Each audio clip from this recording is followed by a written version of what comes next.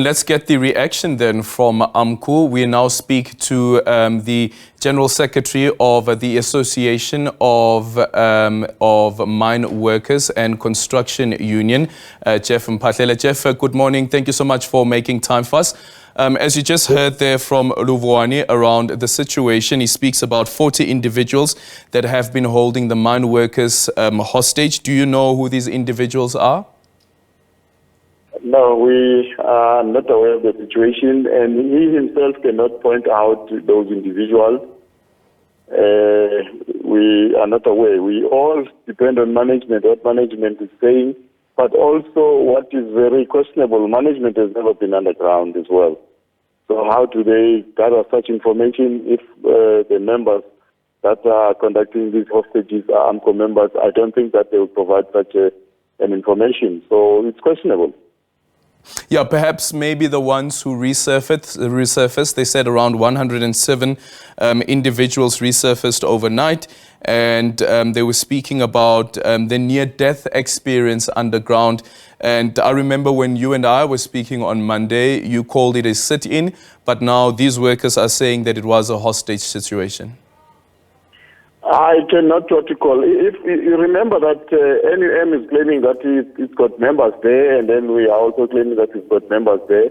And if it's NUM members who are saying that they are entitled to their to the allegation that they were held hostage, I cannot what to call come into that. But what we know is it was a concerted effort by the night shift, which went underground on the evening of Sunday. And then when they were supposed to come out on Monday, they didn't because of the issue of recognition of their union of choice, which is AMCU. Yeah, and as you heard again there, Luvuani arguing that as far as they're concerned, they still remain the majority union and recognized union at Gold One, and disputing this issue around 1,000 mine workers wanting to join AMCU. Yes, I would not like to discuss the technicality. That is a technical point because it is as of now, they are the only recognized union. AMCU is knocking at the door. AMCU has been able to raise top orders up to 1,700. We can confirm that. And they are losing the grip. That's why they are so adamant to let it go. If you follow the interviews with those members who are striking, they were telling them that they must just consider defeated. So I don't know where does it get this thing that they are still a majority. Yes, technically they are because the stop order deduction still goes to them. But let me take you further backward and say in March 29, we submitted for the first time 1,200 stop orders, which surpassed the 50 plus 1% they're talking about. That majority union must have 50 plus 1. We automatically overtaken them the first time. Yes, we understand the processes of Section 26, which is the closed shop agreement, which they've entered into with management. And the tenants of shops, closed agency of NUM is that Section 26 demands that each and every 3 years, they signed this document in 2012 with management. Each and every 3 years, they must review and test it with their members whether they are still happy to do that. For 4 years, they have not, 4 consecutive 3 years, they have not done that. So it is technically out, that's what you call. Now, that's the only document they are holding at that we have not set it aside in terms of the law. And let me also correct this thing. We have not taken our rights to labor court. Is misinforming the public. We went to labor court after management declared that they are going to terminate our strike due to, at the labor court. Then we were defending that termination by labor court. Unfortunately, labor court succeeded to grant them their pay. And then the strike was declared unprotected. Then we had to terminate the strike. So it's not that we have taken the management, the company to labor court for org rights. We did not take anybody to the labor court. Yeah.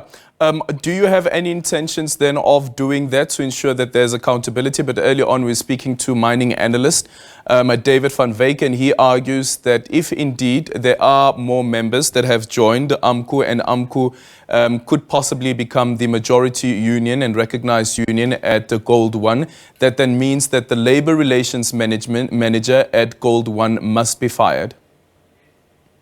Yes, he must be fired because he has been lying all along.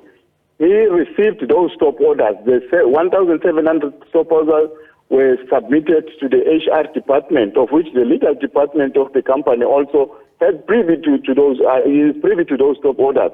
And two, we have also, our members have also petitioned this closed shop agreement, which NAM is holding on it, that we are no longer comfortable with this thing. Let it go. So by so doing, they were letting AMCU in, but now they are playing what you call hide and seek because they are supported by management. It does not work like that. They have to test it, and if members say no, they must cancel it. It's not also the prerogative of members to say that, as I heard a comrade spokesperson of NUM, that is the prerogative of members to say no, we have to cancel. It's the union itself, the leadership of NUM or the leadership of AMCU, if it is involved in closed shop agreement, it is them to go down to the members and test with that. So members are not capable of arguing these issues legally. So the unions are able to do that. So it's a prerogative of NUM to go down and test this document that they have, this agreement of closed shop agreement with management, whether it is still what you call, because it's members that vote for that. If members say, no, we're tired of that, they must scrap it. And members have what you call demonstrated, 1,269 signed a petition to that effect. Yeah, Jeff, the other issue is also what's happening now and the tension between AMCU as well as the NUM is that it's almost reminiscent of what happened back in 2012 at Lonmin Mines in Marikana. Do you guys fear at all that there's a possibility that the tension between the two unions could actually escalate? My brother, as AMCU, our hands are always open. We have tried to extend our hands to NUM. You can also refer just back early this year or late last year during the strike of gold, the Spanish strike of gold. We extended that invitation to NUM that let us work together, comrades. There's no point in fighting this. This fight that has been, it's not, for us it's not a fight, but NUM has been this way all along. We have extended our hands and said, let's work together. Let's work together, comrades. All of us who are fighting for the right cause, because they have a majority in these mines, traditionally so. That's why they are holding on. Like here in Gold One, they were the only union. They were only union. You go to Lonmin, the former Lonmin, which is now Sibanye. They were the only union. So anybody granted will defend his territory. But unfortunately, in this game, the members has got the say, has got an upper hand. If they decide that tomorrow we join NUM, they will walk to NUM. If they decide that tomorrow we join AMCU, they will do the same. So it's not a prerogative of the executives of union to say, no, these are our members and so on. The members have got the say in these things. Okay, a final one. Luvwani saying earlier on that they were told by the miners that resurfaced that there is one individual that has been in contact with 40 mine workers underground. Do you know whether that could be any of your members from AMCU who has been in contact with these mine workers underground? And also, have you spoken to any of your mine workers underground about what the situation is?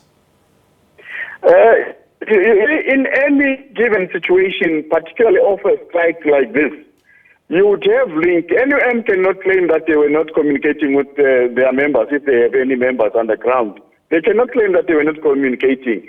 And I'm not aware of the fact that there's anybody from our side who has been communicating and giving instructions, because that is a dismissible, what you call, offense from our side. You cannot fuel violence in any given event. So we can't. We have been AMCU, you can check for yourself in terms of the legality. AMCU is the organization that goes by the book of the law. So we don't default in that instance. Okay. Have you, as AMCU, been in contact with any of your members underground? Now, I don't know in terms of the regional structures, but we requested to management that can we also communicate. I also want to point out to you that you can't communicate with members with cell phones because there are cell phones allowed underground. If there is a line of management that they were giving them, probably they might have communicated. And that line can not only be available to AMCU, it will be available to every person who's underground. But I'm not sure at this stage that that was the situation.